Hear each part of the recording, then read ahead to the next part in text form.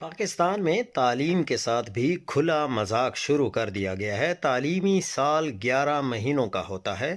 اس میں گرمیوں، سردیوں، تہواروں، شادیوں، بیماریوں، سرکاری چھٹیوں کو نکال دیں تو مشکل سے 120 دنوں کے لیے اسکول اور کالجز کھلتے ہیں۔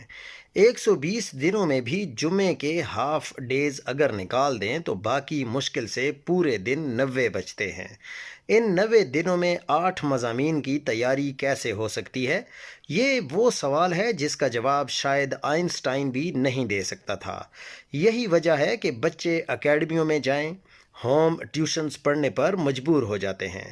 گریڈز اور نمبروں کی دوڑ میں شامل ہونے والے اپنے ذاتی وسائل استعمال کر کے پڑھنا پڑتا ہے۔ صرف اسکولوں کالجوں پہ رہے تو آدھے سے زیادہ بچے ویسے ہی فیل ہو جائیں۔ پاکستان پہ مسلط مافیاز کے لیے تعلیم کبھی بھی اہم نہیں رہی ہے۔ ان کو جاہل پٹواری چاہیے جو میاں دے نعرے وجن گے اور بھٹو زندہ ہے گاتے پھریں۔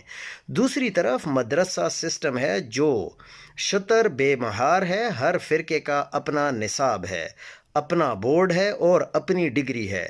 یہ قومی دھارے سے ویسے ہی باہر ہے۔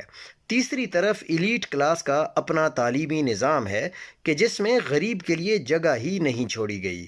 اسے ارادتاً اتنا مہنگا رکھا گیا ہے کہ عام لوگ اس طرف آنے کا سوچ بھی نہ سکیں۔ پاکستان کی تباہی اور بربادی کی ایک وجہ نہیں ہے مگر ذمہ دار ایک ہی ہے، اور جو بظاہر محافظ ہیں مگر در حقیقت ملک اور قوم کے سب سے بڑے دشمن ہیں، ملکی ترقی میں سب سے بڑی رکاوٹ ہیں۔ لیکن پاکستانی قوم بھی برابر کی شریک ہے۔ کوئی یہ نہیں جاننا چاہتا کہ کیوں پاکستان میں تعلیم کے معیار کو اس طرح رکھا جا رہا ہے۔